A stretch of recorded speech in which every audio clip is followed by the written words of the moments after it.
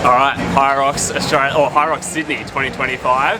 It's time to jump on the bandwagon for me, big time. And once again, we have partnered up with Victory insoles today, so I can throw in my carbon fibre insoles into my regular running shoes. These are actually the exact same Hokas that I did the indoor Ironman with, which was December of 2022. So they have got a lot of Ks on them. I'm actually a little concerned they might blow out because you can see my finger actually poking through there. But you put carbon fibre insoles in, and then essentially they're back to like brand new shoes, right? Because all of a sudden you've got that spring back in your step. So huge shout out to Victory Insoles, thanks for coming on board again.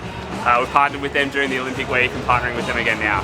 DIY carbon plated shoes. DIY carbon plated shoes, at least 10 seconds per K, so pretty stoked. Stoked to have them back on board. Because my philosophy with running shoes is whatever the manufacturer says is like the maximum Ks you can do. You double that number, you multiply it by 10, and that's how many Ks your shoe can actually do. You never trust the people who are making money selling you the shoes with how much Ks your shoes can actually do, alright? They can do way more than people let on. And these ones have done like easily 5,000 Ks. Yeah, I feel like that makes sense for training. Like, I don't think you need, new shoes to train. No. You build up, like it's just natural progressive overload. In all honesty, like, because every week your shoe gets a little bit more worn. There's no time to progressive overload for like the race. I'm going to go controversial for a Hyrox. I'm going to go singlet on throughout the race. I'm not going to take that off. Leave the singlet on. I'm going to leave the singlet on. Caffeine and carbs, it's like the perfect pre-workout. Well, it literally is. They have 3 tattooists here for free. They'll give you a Hyrox tattoo if you want one. Yeah, what's the Hyrox tattoo? Just the logo. I don't know. It's the new Olympic rigs. I'll just ditch this. All you need for fueling is a honey sandwich and Red Bull. That's like the secret formula.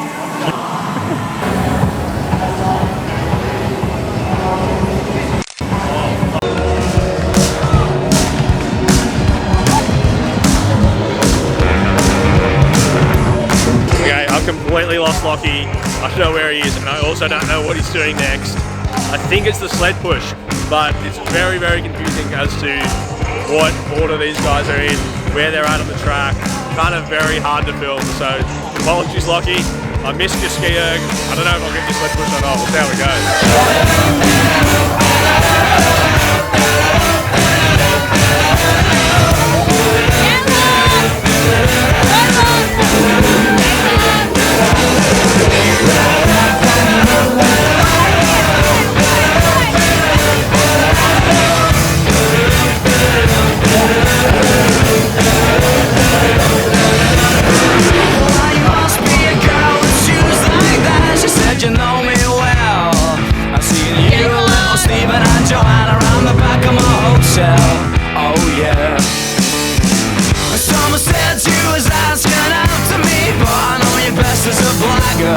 I said, tell me your name, is it sweet? She said, my boy is Dagger. Oh yeah. I was good, she was tall, stealing everywhere she go. I was bold, she was over the worst of it. Give me gear, thank you dear. Bring your sister over here, let her dance with me. Did Jay time well? Feeling good? Yeah, pretty good. It's hard. Hurts.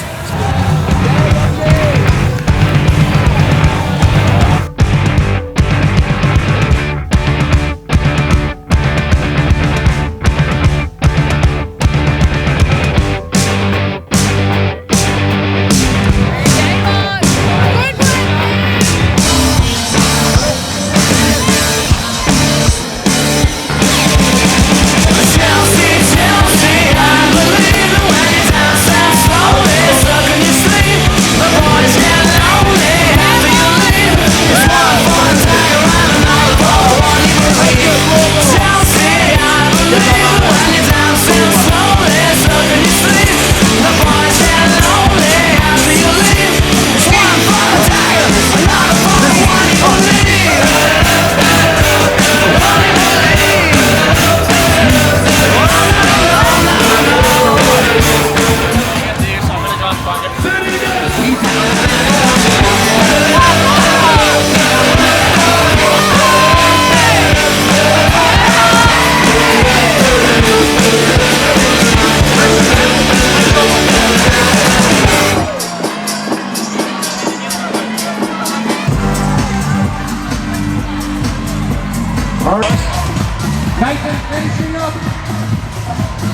Alright.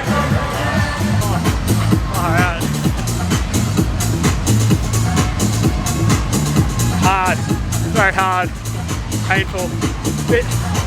I wanted like just over an hour. I think it was hour 6, so that's pretty good. Very happy. Harder than I thought it was going to be.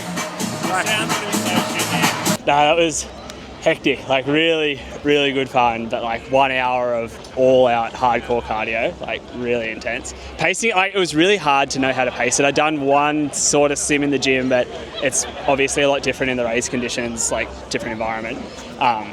So yeah, start run, first run out, I just wanted to take it super cruisy, like settle into a really comfortable pace. It was really hard because racing indoors, I had really no idea what my actual pace was, so I wasn't too sure how to pace each of the runs, and I haven't done a ton of run training lately, especially not like short intervals. It was 3 weeks now since Race the Sun, so that was like training for sort of a 60k ultra. So then in 3 weeks I had to try and get into like 1 hour Hyrox shape, which was a bit different. So I wasn't too confident in like holding a really good pace on the run, so just tried to sit in something that felt really comfortable on the first one, just let people go and like settle into a really comfortable rhythm. Like my general race plan was to take it fairly cruised and controlled until the end of the sleds, because then I knew it was a lot more cardio based, and I sort of have a bit of a stronger cardio base than strength base, so that's when I wanted to sort of settle into a good rhythm after that. So got through the first run really controlled, onto the skis, really, really comfortable. Skied I think about 4 minutes flat, which was like really, like for reference in the ergathon, I was holding like 206 or 207 pace for an hour, so holding 2 minute pace for 4 minutes wasn't too hard. Out back onto the run, and again just into that really comfortable rhythm. The sleds, I found the sleds harder than what I'd done in the gym, like just a bit more resistance. It took a bit more effort to push the sleds, and I think like going into another race, if I was to do one, it would be a lot more sled training. I think would be like where I could save a lot of time. Not so much that I would save time on the stations, more that it just wouldn't cost me as much, like strength endurance wise. So through the sled push, and again tried to take it like super controlled. Anytime I felt like the lactate was really building up was when I'd like pause, and you'd see me stop halfway through. Through that one, again, onto the runs. This is the first run that was like, I actually had really sore legs for, so it felt a bit funny. And then into the sled pull, again, it was a bit heavier to pull it than what I'd done in training, but was still able to get through it all right. And like the rope maintenance, so making sure you've got like the rope in the right spot, is probably a thing I could practice a lot more of and save a few seconds there. Back out onto that run, and this is like where my legs are really starting to actually hurt, like coming out of the stations. And then onto the burpees, and burpees is one that I feel like fairly confident with. I've practiced a lot of like the technique to try and have really good efficient strokes. So you see like I'll land in a squat, step one foot back, step the other foot back, drop both my knees, lay down, lay up, knee up, and then before I even stand up, jump again. And I feel like that's the most efficient like way to move through the burpee. So I felt fairly comfortable on that, and like I paced those pretty well. But then going out, like you're really gassed after the burpee station, so maybe pushed a little bit too hard because the run was, I think, a bit slower coming off the burpees. Into the row, and like I'm really confident just holding a really comfortable aerobic pace on the row. Like I think I'd done 10k at 2 minute pace during the ergathon, so I knew that holding 2 minutes per 500 was like really chill for me. So I got through that one, and I knew that if I gave, like I could have rode maybe 20 or 30 seconds faster on the station, but giving up 20 or 30 seconds there would help me later on.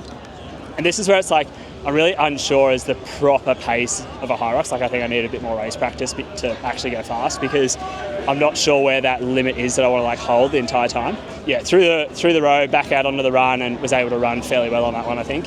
Then onto the farmer's carry, and I'd trained those enough that like I knew I could get through the whole thing unbroken, so it didn't take too much effort. It does weigh a bit on your legs, like carrying that much weight and trying to sort of run.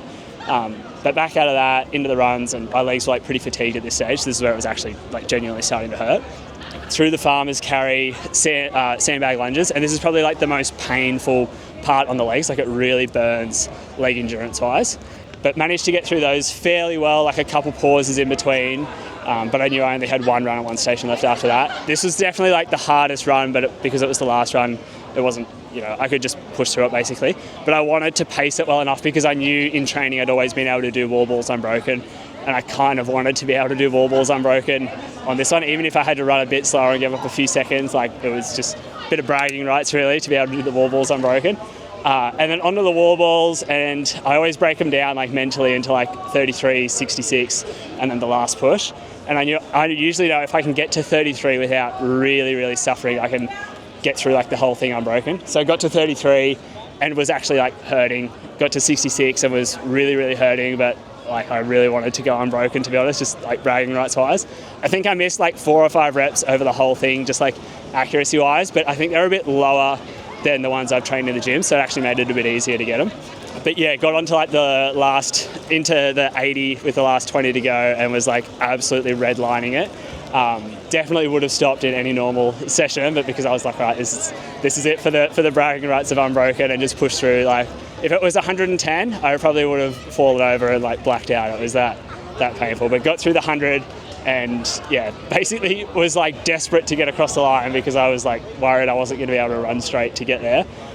Got across the line, collapsed down and laid there for like 5 minutes until I tried to catch my breath back, and that was my Hyrox experience. Huge day for me, Hyrox debut, definitely my first, maybe my last, we'll see if I come back, but a really good experience, highly recommend for anyone.